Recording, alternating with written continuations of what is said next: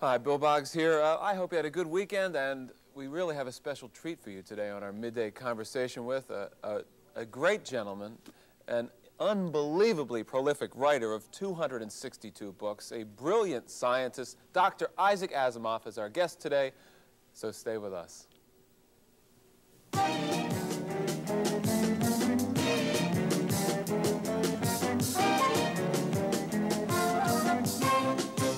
Midday with Bill Boggs is the New York area Emmy Award winner for Outstanding Discussion Interview Series.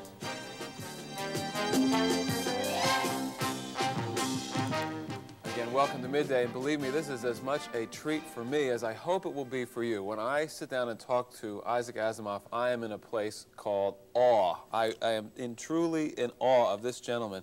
I'll tell you about him. Many people know of Isaac Asimov as one of, if not the greatest science fiction writer of all time. He is beyond that an enormously popular and brilliant scientist who has the ability to explain complicated things in very clear and concise terms. He is the author of 262 books. Some people don't even read 262 books in their lifetime on subjects ranging from the Bible, Shakespeare, mathematics, obviously great science fiction. Now, he has a new book out, which I'm proud to say, because I really love this gentleman, is, as of yesterday, hit the New York Times bestseller list. And for all of his 261 books, this is the first one to make it on the New York Times bestseller list in its current first publication. It is called Foundation's Edge. It's the fourth novel in the Foundation series. And here to talk about that and almost any subject that you can imagine is Isaac Asimov. Welcome and thank you. How are you, Bill? I'm in awe. I've already mentioned that. Foundation's Edge, New York Times bestseller list. How is this making you feel? Well, as a matter of fact, it's like a second birth. I remember how I felt when I first sold a story back in 1938. The first one? First one, instantly. You know, even if I had never sold another story, I would be a writer. And I suddenly felt a kind of brotherhood or siblinghood to all other writers. And this continued for 44 years. Now I'm suddenly a best-selling writer. I've got a bestseller.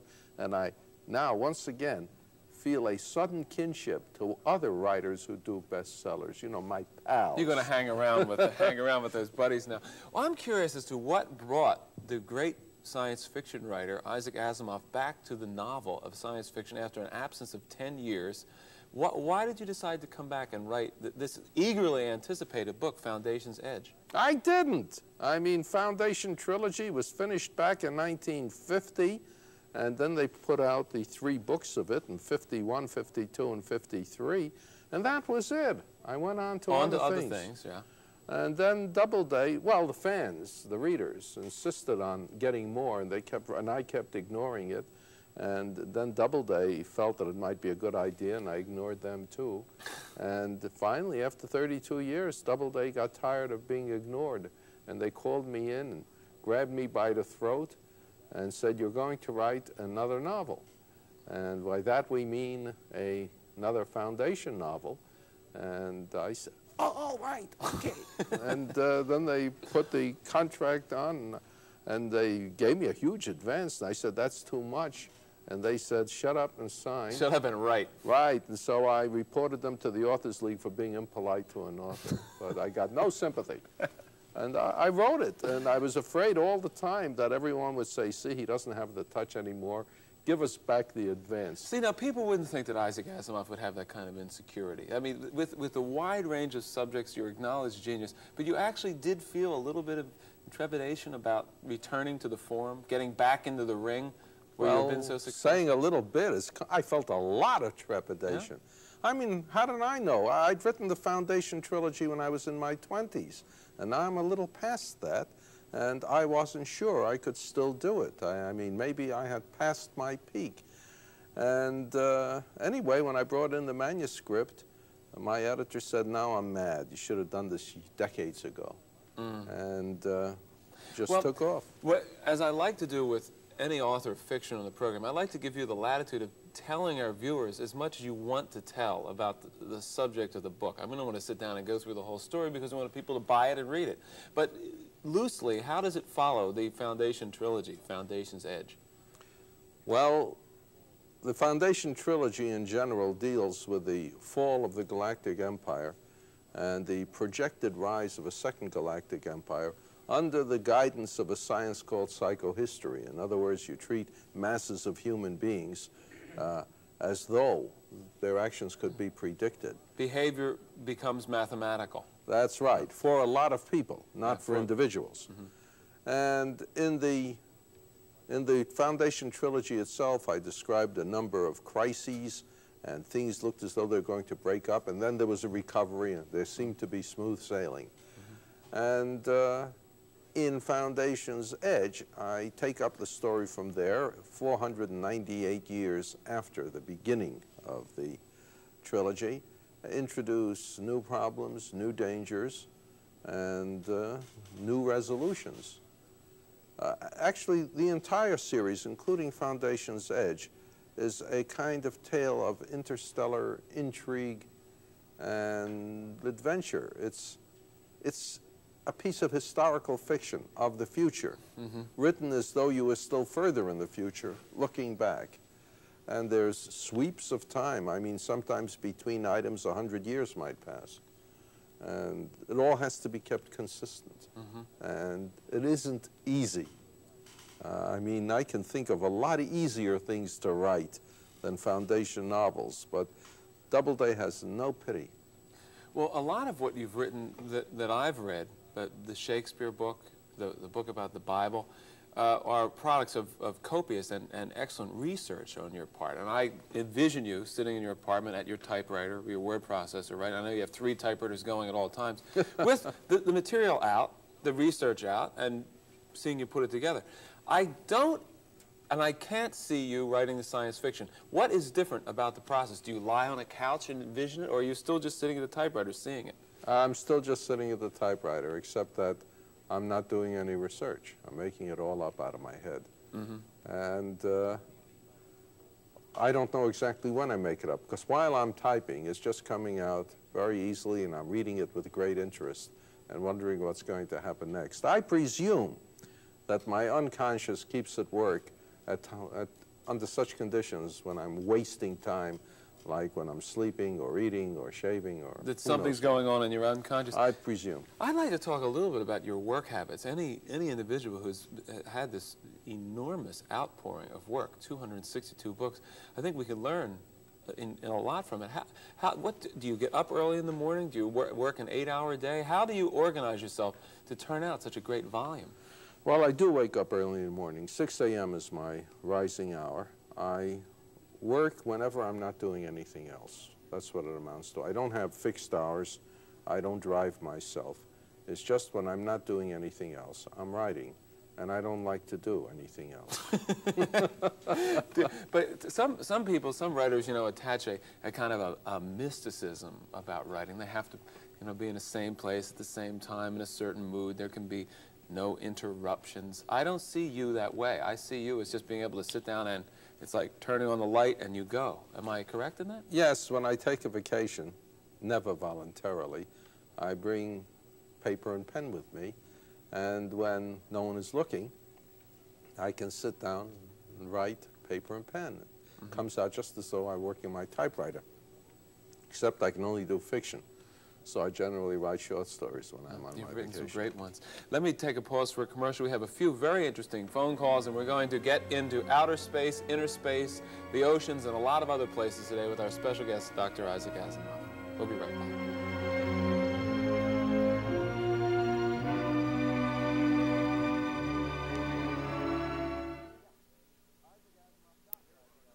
Without anything. Isaac Asimov, Dr. Isaac Asimov, if you will, Foundation's Edge, the 4th novel in the Foundation series available. Isaac, just a few things. I know you a little bit better than perhaps I know some of my other guests. We've known each other since 1970. There are things about you that I think that the average person would be fascinating to know. For example, you are a veritable unending well supply of jokes. At a party, at a dinner party, this man, he could bury the best of them. You are one of those individuals who can remember jokes, right? Let's Yes. have a few jokes. Oh, dear me. Now, I wouldn't say that to a comedian, Isaac. What's just one recent one that you've heard? Well, None of this is planned out. We're just... Yes, yes. Now, you see, there'd be no difficulty. Now I have to think of a joke that isn't in bad taste, that isn't, that you shouldn't have trouble telling. Because of being on television? Because of being on television, and, but let me see. All of a sudden, the only ones I can think we can of get to jokes later. Taste. We can we can get to jokes later. But the subconscious will work it out at any point during the program. If I think of a It will joke come out. which I think I can tell, I will. All right. Now, another thing that you are famous for is being invited to speak and not having anything prepared, and on the way to the lectern saying, "What do you want me to talk about?" Going up and standing behind the lectern and speaking, correct? Well, once I was supposed to give a talk, and I had thought of something to say, and the fellow introducing me read an short excerpt from it, you see. Sometimes I say, and this is just very cynically, and that behind every rich elderly woman who wants to freeze herself and come back is a hard-eyed daughter-in-law determined that will never happen. He's going to defrost her before too much time passes. What do you think New York City will be like in 100 years? Well, if we're lucky. Yeah, if we're lucky. Yes. If we've not been nuked out. Right. If we're lucky, I'm hoping that New York City and all other cities on Earth will be largely decentralized. In other words, that the urban culture will have passed, that the population of Earth will be lower than it is now, partly through a lower birth rate, partly because people will be moving out into space, and that it will be more spread out, that with the new techniques of communication and transportation, it will no longer be necessary for human beings to all cluster together in one thick clump, so that cities will be smaller, lower, and at the same time more advanced than they are now. What do you envision in the area of telecommunications and communications in general about 100 years from now? Well, I would like to think that we are going to have what we have now, the communication satellites, the computers, but as an integral part of human society in every way, so that each individual person can reach any other person at will, and portably so. In other words, you have some small gadget on you at all times, and by adjusting some call number or other, you can reach anyone anywhere. And for that matter, if you're ever lost, you can set up on your own private wavelength, and everyone will have his own wavelength. And a day when you have laserized communication satellites, you set up a call number. Not only will people know it's you, but they'll know where you are, and they'll come and get you. I've often thought that children, for instance, might have a little communication device that is always going, so that they can't get lost. Parents always know where they are, and then I figure there'll always be a built-in fight in the family, because an age will be reached when the youngster thinks he doesn't have to be on call anymore, and the parents think he still ought to be on call. And you will get these little devices broken, things like that. It'll be a case of it's 10 p.m. and I know exactly where you are. Yes, Like whereas that. the kid wants to know it's 10 p.m., but you don't have to know where I am. I don't want you to know where I am. Isaac, do you have any personal desire to go into space? A personal question. You write so much about it. You are so hopeful that we will colonize space within the next 100 years. Personally, do you want to go there? No, I'm a signpost. I point the way. I don't go anywhere. I mean, I don't even have this urge to go into an airplane or to see Grand Canyon or anything. As a matter of fact, I'm a Manhattanite. I'm not only a Manhattanite, but deep down within me, I feel that I don't want to be anywhere but Manhattan. Occasionally I leave Manhattan, but it's never voluntarily. Do you work as well in other places as you work in Manhattan? Oh, sure. I spent 21 years in the Boston area, Right. rode away there, and whenever I go on a trip, if I have if I have time to myself, I manage to do something or other. Let me take a break for a commercial. We're going to get into robots, UFOs, and a few other interesting things with some special phone calls. We'll start them in the next segment. We'll be right back with Isaac Asimov.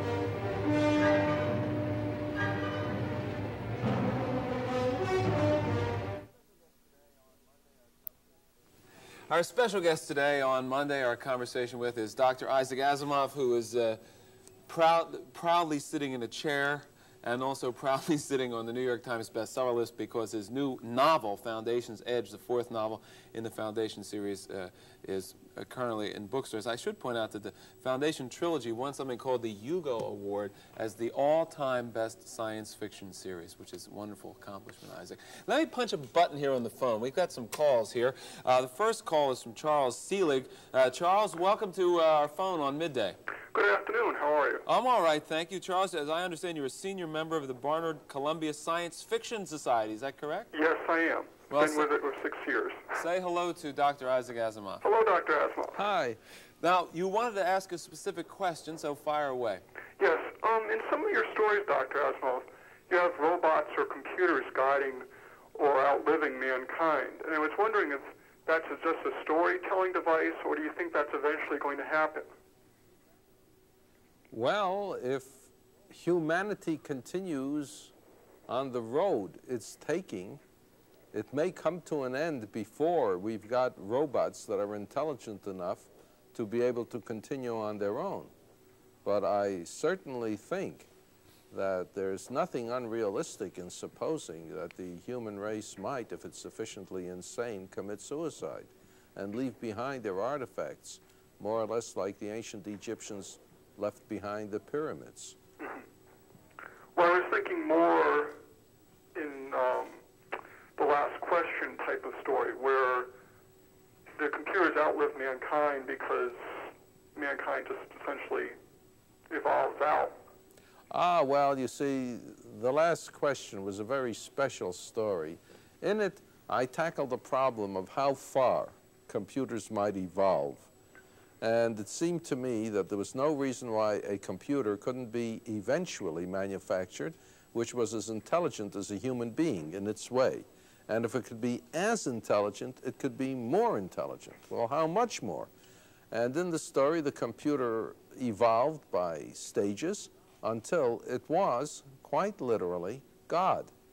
And then, of course, when the human species came to an end, they became one with God, so that the computer was left still alive. But then, of course, the computer began the whole thing over again by saying, "Let there be light." That's my favorite story of all those I've written. In a related question, another of your robot stories, The Bicentennial Man, one of the things that happens in that story is that the robot adds human parts to himself, or parts that will let him become more human-like, and that also in this, humans are adding more artificial parts to themselves. And I was wondering, how do you think people's attitudes will change if they start having the ability to add artificial parts? Do you think, for instance, that they will not give up smoking because they know they can get another new lung even if the old one has cancer? Well, that might be so. That might be so. Personally, what I always had in mind was that if robots became more human, you see, there's another possible ultimate end of robots. Instead of robots becoming God, robots become man, humanity.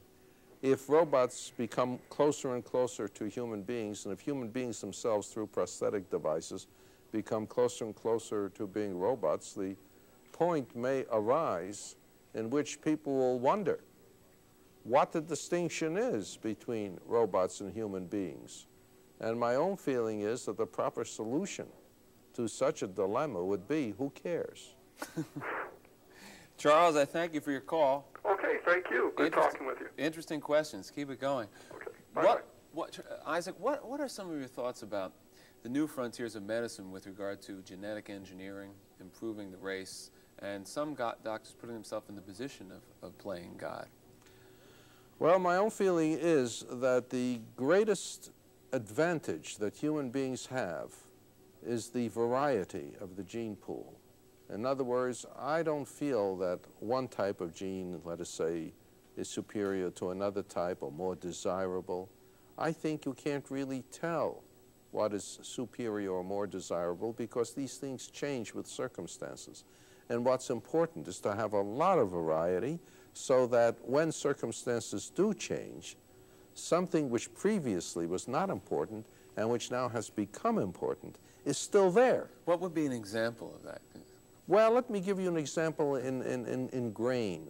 For instance, we're always looking for better strains of wheat, which will grow faster, which will produce more protein in a given period of time.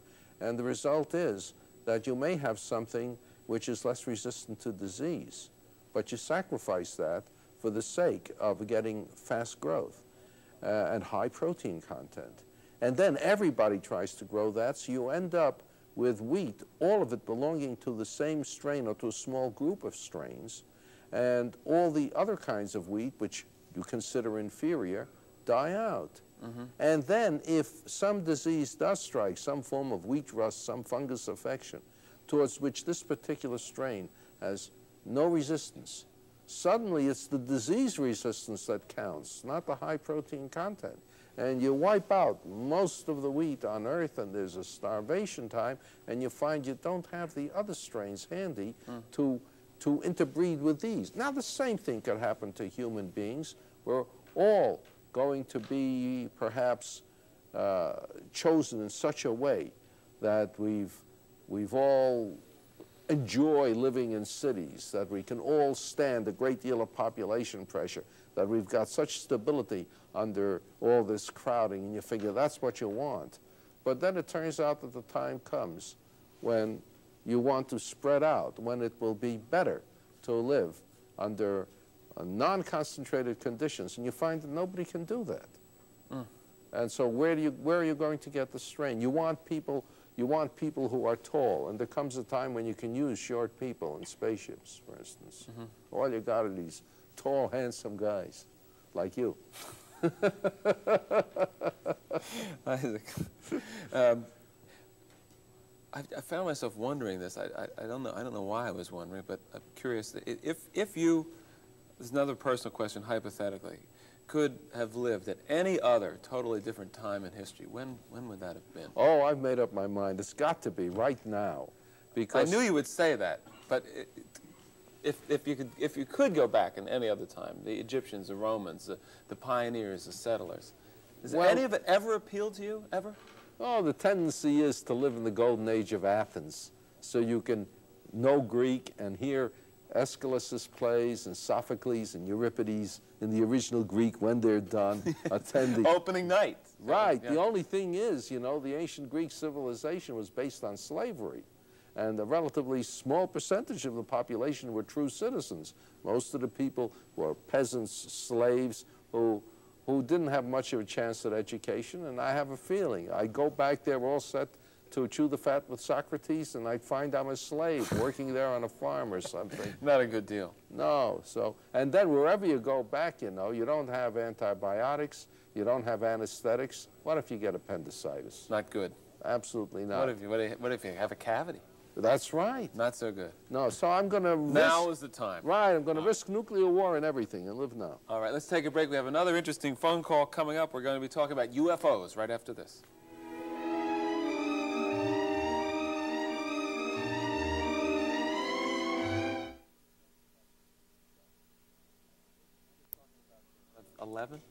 Wow. We're just talking about the settlers, and you were saying out of the first 11,000 settlers who settled...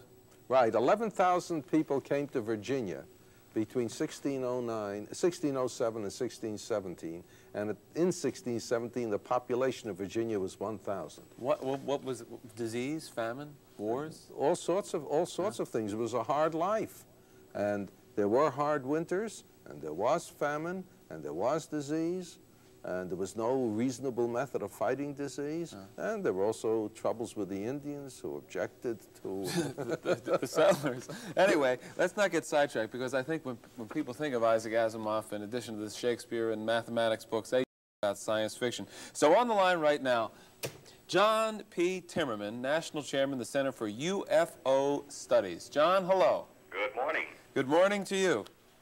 Had any sightings recently, John? Well, I haven't. I've never seen anything that I can't explain, but I've spoken to many, many people who have, and of course read the reports of others by the thousands.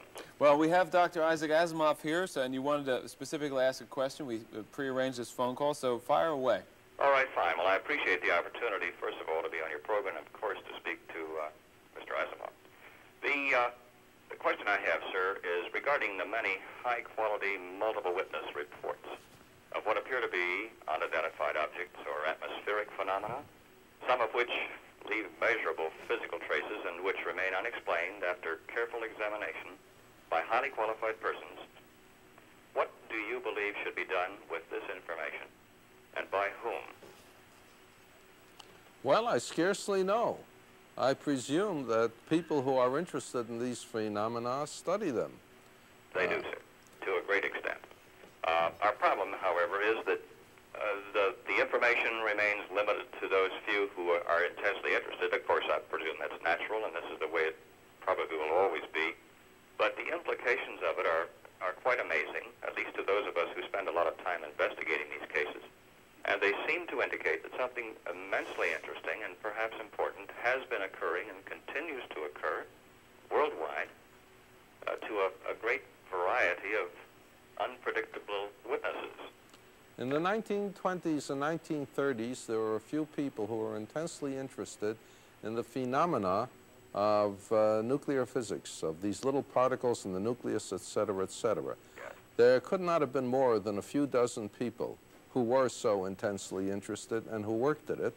The rest of the world would occasionally hear some stories about atom smashing, etc., but they weren't really interested, and they went their own way until such time as the nuclear bomb was exploded.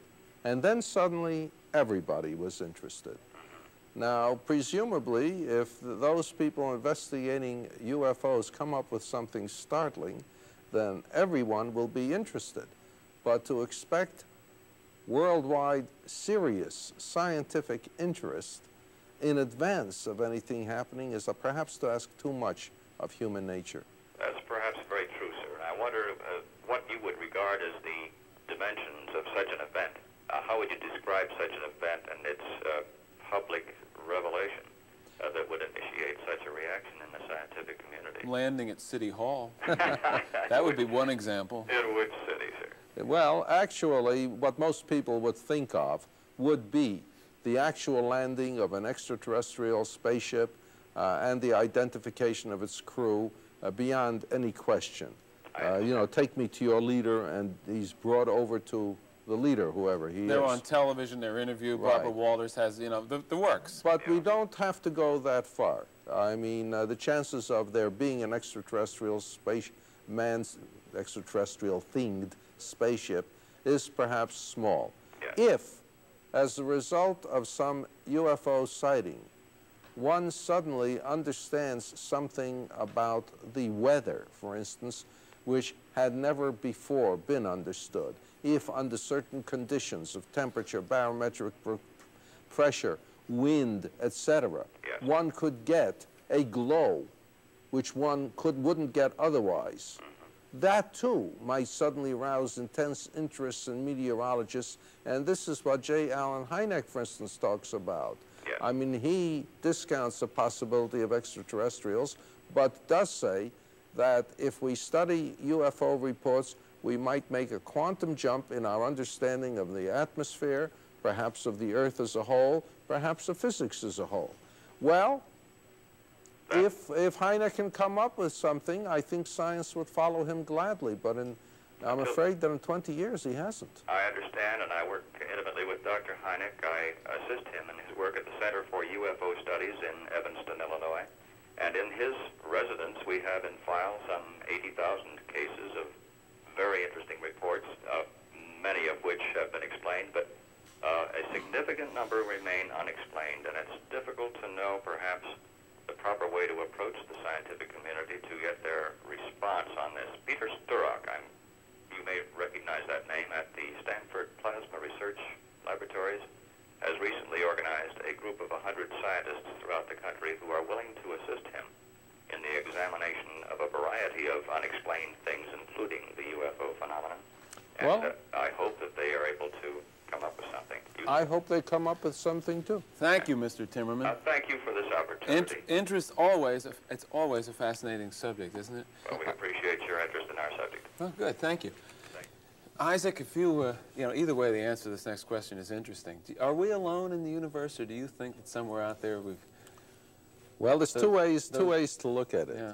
There are so many stars with so many planets, possibly, that it seems unlikely that there wouldn't be many planets that are quite like the Earth, chemically and physically. And if there are, it seems that it's unlikely that life wouldn't develop there. Life isn't so unusual phenomenon, it might seem. So statistically alone, you might think there are many planets that are life-bearing. Question is, how many of them would develop intelligence? We don't know. But the optimistic view, which is one I have in my time taken, is that there could be millions of civilizations just in our own galaxy, let alone other galaxies.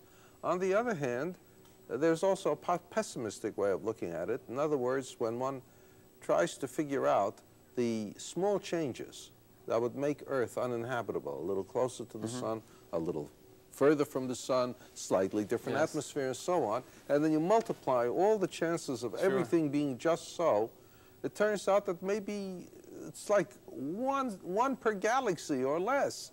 And you say, well, what incredible luck that we happen to be on this planet. That's not luck. This is the only planet we could be on, you see? Sure. That's called the anthropic principle. And therefore, we can argue either way, that we are alone or nearly alone, or that we're one of a huge crowd, and what we really need is evidence. And we don't have it either way so far.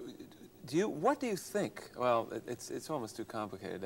What we just went through with Mr. Timmerman there. Have you ever seen anything that you would say would be an unidentified flying object personally? I once saw something which I couldn't understand. It was just a round, looked like an aluminum sphere, featureless aluminum sphere hanging not far above my head in the twilight sky over near Walden Pond in Massachusetts. And I watched it in disbelief. It was just hanging there. And then slowly started changing shape. And I realized it was turning. And when it turned broadside, I saw it was a Goodyear blimp. Really? Really. Oh, what a story. And that's the closest I came to. I just happened to see it edge on. And, you know, if I had rushed in. For a moment or two, if you had rushed in and called up. Or taken a picture. All right. To this day, I'd have been convinced I'd seen a flying saucer. Waited. Being a scientist, you waited just... Actually, I waited because I was paralyzed. I couldn't believe. Well, I've never seen anything, but it is really a fascinating subject. What did you think of the movie E.T.? Well, I enjoyed it a lot, especially for the sympathetic portrayal of an extraterrestrial, you know, because I've grown so tired of having everything that is intelligent but not human made to look like a monster of evil. I mean, as far as I know, the only monsters of evil in the universe are us. So why are we always putting it on somebody else? Right. However, I must say that I'm old-fashioned, and I love to hear dialogue. When someone is speaking, I hate to hear other people speaking over overlapping dialogue, improvisational sounding. And you know, that's not naturalistic. It's supposed to be naturalistic, it isn't. But when you're in an actual crowd and there's overlapping dialogue, you're looking at the person you're speaking to. And you're still getting it. Right. You see his lips move, you pick up, and you don't hear the others. You hear only this one. But in the movies, when there's overlapping dialogue, you don't hear a thing. Very good point. I resent it. Very good point. That's interesting. I wish you hadn't told me that, because now it's going to bother me more than it has. Good. We'll be back right after this. Another phone call about, well, you'll see, planets, right after this.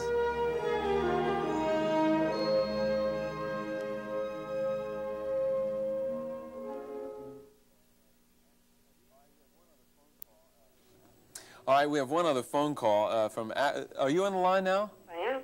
Hi, Aaron Medlicott, is that correct? Yeah, that's right. And you're with the Space Studies Institute? Mm-hmm. Okay, well, Dr. Isaac Asimov is here, and I understand you have a question about planetary chauvinism? Yes. Explain what it is, please. Okay. As far as I know, planetary chauvinism is a phrase that Dr. Asimov coined, and I believe that it's that humans have a notion that we'll always have to spend out our lives on a planet. And my question is, for Dr. Asimov, don't you think it's possible we'll grow out of that chauvinistic thinking, or do you really believe we'll never have the smarts to spend out our lives in a new environment like a space colony? No, I think we will grow out of it, but before I go any further, I have very reluctantly to deny being the originator of the expression. I wish I were, but I heard it from Carl Sagan. Aha, okay. Now, I won't swear that he invented it, but that's the first I came across. That's a footnote. Yes. Okay. Now, I'm convinced that we will build space settlements in space. We will live inside small worlds, and we will eventually recognize that as the natural way to live. It's economical.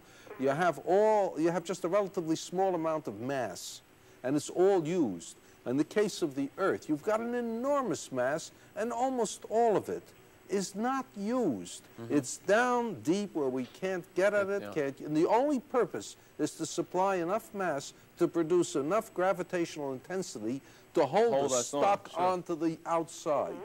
And that's a waste.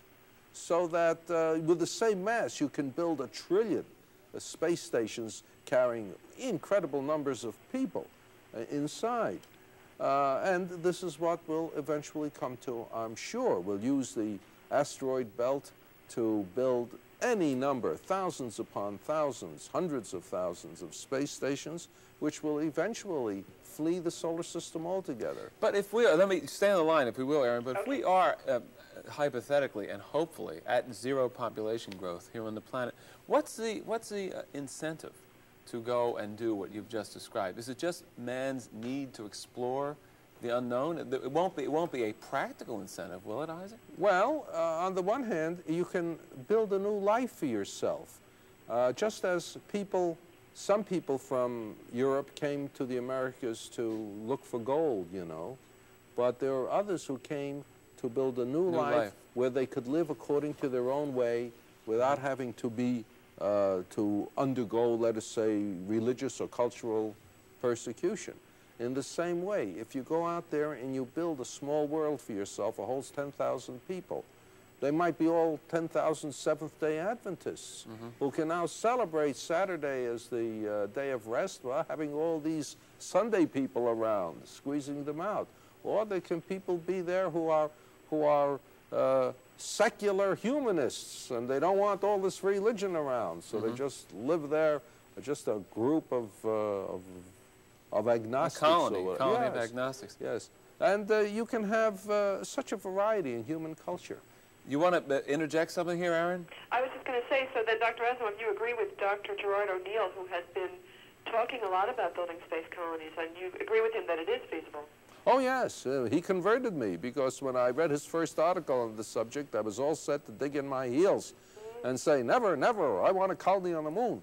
And, but I read it, and he convinced me, and I was so relieved he convinced me, because I'm always worried that I'm reaching the age where I'm set in my ways and can't accept any new ideas. Every time a new idea is forced on me, I'm so relieved. And of course, it means you have new ideas for science fiction stories. Now, I can write a science fiction story about somebody who wants to start a colony on the moon, and everyone's against it. We don't start colonies on worlds. We build them in space, you see. In space, sure. All right, Aaron? That sounds great. Thank you very much. Thank you. Bye. Did any jokes pop in, by the way, Isaac? If not, we can continue. I never thought of it. No, it's a I'm sure before the end of the show. But as long as we're talking, I'll tell you a joke. All right. At the time that America sent people to the moon, an American said to an Israeli, how do you like the fact that we have sent astronauts to the moon? And the Israeli said, nothing, nothing. We in Israel are going to send astronauts to the sun. The Americans said, that's mad. You can't send astronauts to the sun. The heat, the light, the radiation, it's impossible. Nonsense, said the Israeli. we're going to send them at night.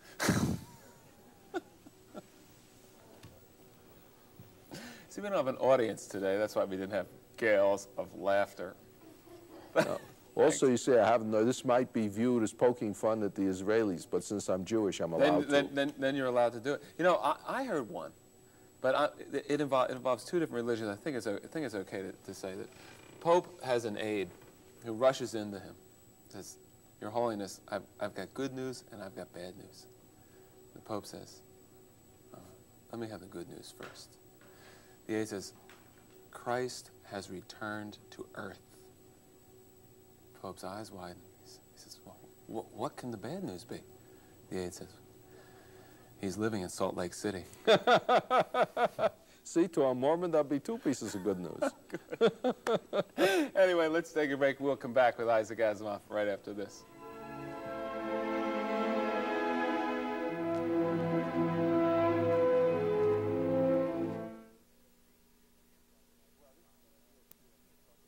Well, this has been a real treat, I think, talking with Dr. Isaac Asimov, author of Foundation's Edge, published by Doubleday. Just in a couple minutes we have remaining here, I want to ask you two questions. The first is, what do you think happens at the time of death?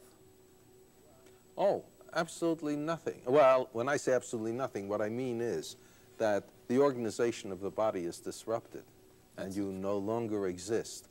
The materials of the body still exist, but the organization that resulted in what we call life doesn't exist. It's like building a complex palace out of little blocks. And there's the palace built up of blocks. And if you go like that and knock it down, all the blocks are still there. But the palace isn't. The organization. Yeah. Isaac, what about the soul? Is there a soul? Does anything continue to survive us? Do you believe in reincarnation? Do you believe in heaven and hell? Or do you think that when we're dead? There's no evidence of any of that. People who do believe it merely cite the Bible as evidence. And the Bible is not evidence in the scientific sense. Of scientific evidence, there isn't any. So I say, who knows? My own personal guess, based on no evidence, is that none of this exists. But someone else might guess, based on no evidence, that it does exist. Do whatever you're more comfortable with. Once evidence arises one way or the other, then we are no longer able to choose either one. We have to go with the evidence is. But so far, there isn't any. The last very important question is, Isaac, do you watch Star Trek? Ah, I've watched Star Trek plenty of times, yes. Do you like it? Oh, sure. Who wouldn't? What are the other things in the science fiction field that you are a fan of? So many people are your fans who are science fiction nuts. What do you like to read and watch? Well, I loved Star Wars and The Empire Strikes Back, and I'm waiting for the third one in the series. In fact, when I saw Empire Strikes Back, when it was finished, I stood up my seat and shouted, "Start number 3!" You loved it that much? Yeah. So there's still a part of Isaac Asimov who was a little kid in his father's candy store in Brooklyn that's as much of a fan of science fiction, reading those books sitting on the floor. Oh, sure. As ever, huh? Sure. A lot of it's been spoiled by the fact that I write it and it's become a profession. But every once in a while, I get that little sense of wonder and awe. What if your father hadn't had a candy store with those science fiction books? That fills me with dread. I would never have been able to read science fiction. The only reason I was able to read it was because I could read it for nothing. We had no money, really, no money. And unless I could read it for nothing and put it back on the stands, I simply would not have been able to read it. What would have become of me, Bill? Isaac, it's frightening. We have no evidence to give us any insight into that, but we have right. 262 books to tell us what you've done, and this is the most recent, Foundation's Edge. This is a true treat having you with us. Thank you for coming, Dr. Isaac Asimov. Thank you, Bill, for having me. We will see you tomorrow on Midday. Have a nice afternoon.